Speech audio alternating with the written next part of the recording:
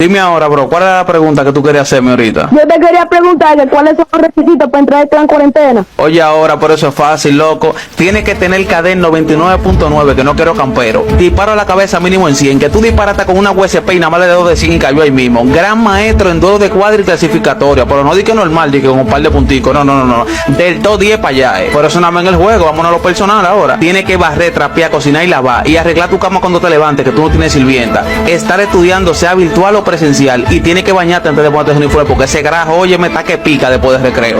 Tiene que hacer la tarea desde que llegue de la escuela, pero no di que, déjame dejar un ratico, ahorita la noche hago la tarea. No, para afuera ahí mismo. Y algo que tú nunca puedes olvidar: papel de la policía, carta de buena conducta, certificado de octavo. Y la nota mínimo tiene que tener 97 en todas. Y tiene que comprar un recreo, porque esa pedidera de que da muy chin, eso no corre.